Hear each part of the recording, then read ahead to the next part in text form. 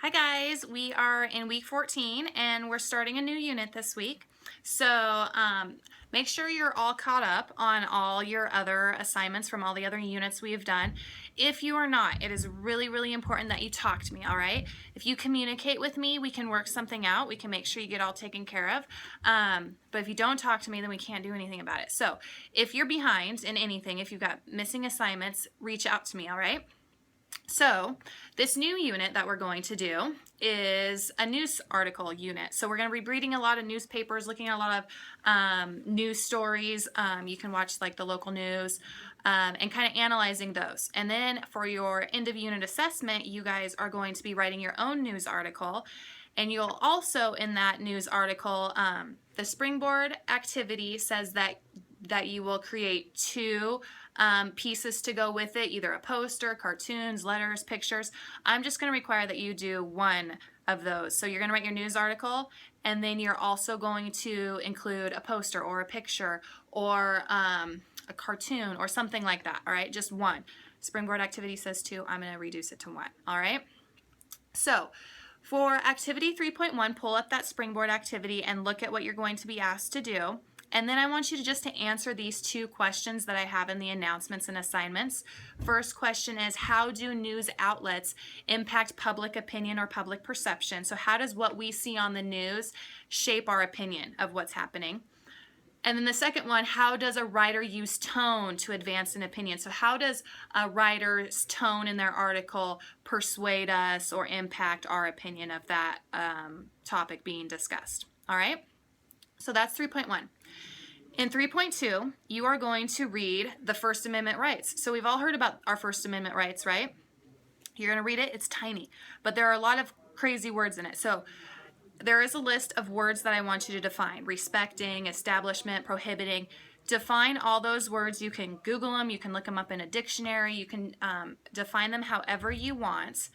And then once you define those words, it's going to help you better understand what the First Amendment actually says. Because, you know, laws, they use all those crazy big words. And then after you read that and define those terms, there are two questions I want you to answer. So it says transform the text by rewriting the First Amendment in the space below using the definitions that you found. So you can replace the definitions or tweak the words a little bit. So you're rewriting the First Amendment to help it make more sense. And then number 3 there's only two questions, and they're number 2 and 3 because they're number 2 and 3 in your springboard activity. And I was trying not to confuse you, so I hope I didn't confuse you, but maybe I confused you more. Just answer what I've got on the announcements and you'll be fine. So the question for number 3, it says the First Amendment includes 4 basic rights and freedoms. What are they? So list the 4 basic rights and freedoms that we see in the First Amendment. And then which of these will be the focus for the unit? So write down what you think is going to be the focus. That's just your opinion, really. Okay? Now, same thing. In Springboard Activity 3.2, you are going to read the role of the media in democracy. So read that. While you read, I want you to be thinking about the role of free press in a democracy, in this democratic world that we live in. Afterwards, you're going to do this little writing assignment. It only has to be like 7 to 9 sentences. You're just going to write like a little mini article for me, all right? So read that passage, and then you're going to write this mini article where you are going to explain the importance of free press. Why is it important to have a free press in a democracy, in a democratic nation? In that article, make sure you include these bullet points I have there. You need a coherent explanation of the role of free press. So that would be my topic sentence. So in your topic sentence, tell me why it's important to have a free press. Provide a concluding statement that supports what you're saying. So just wrap it up. That would be my conclusion sentence. Wrap it all up with your point. Why is it important? Use specific diction. So that, remember, word choice. Use specific word choice to create to be objective in your tone. You don't want to sound one-sided. The point of news articles, or it should be the point, oftentimes newspaper articles or articles that you read have a very slanted tone, and that shapes the perception of the person reading it, right? You don't want to do that. You want to remain objective. So you're just stating facts. There's no opinion laced in those. So make sure your diction supports a tone where it's objective. It's not laced with your opinion one way or another. All right, you're just stating facts. Okay? So do that. Should just be 7 or 9 sentences. Okay. Then you are going to pull up Springboard Activity 3.3. Okay. So pull that up. It starts with a survey. You can take that survey, you can look through it. I'm not going to make you submit it, all right? So just might be worth perusing through that survey, taking it yourself just to see how you come out with that survey. You do, though, have to do this next part. So you're going to watch or read a news story. So you can, like, pull up KHQ tonight and watch one of the stories. So during the news, like it's on from 6 to 6:30 or whenever, it's made up of multiple stories, right? You would just have to watch one of those stories. Or you can pull up a newspaper like online, or maybe your parents have the spokesman laying around. Look at that and just look at one story, all right? And then you're going to fill in this graphic organizer. We're going to do a lot of this over the next couple weeks, so we'll actually do it again later today when I go through this for another one of your assignments. But first, I want you to write down in this graphic organizer the time. So if you're watching the news, this is on the 6 o'clock news, or the location of this happening. So when you look at a newspaper article, it'll say the location, like where this happened, probably Spokane if you're looking at the spokesman, unless you're like reading the world section, then it might have happened in another part of the world or something like that. You're going to tell me the story focus or the headline. So if the story focus, if you're watching it, or the headline, you could literally write down the headline that you see in the spokesman. The target audience, so who was this article reaching? Was it reaching like all members of Spokane, or was it targeting like all members of our nation? Was it specific to parents or children or whoever?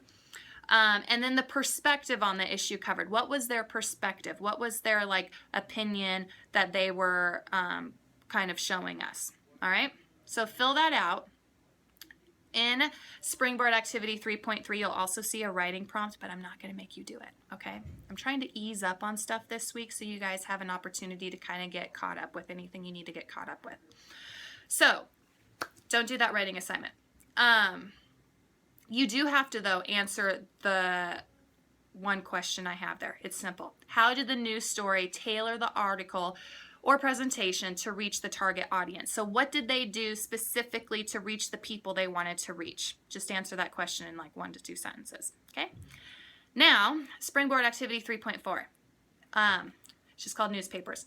You'll see in the Springboard Activity 3.4 there are tons of different quotes listed. I just have 3 in the announcements. I just want you to do these 3, all right? So look at these quotes, and after each quote, I want you to summarize what the author is saying and write down whether or not you agree or disagree with them and why, all right?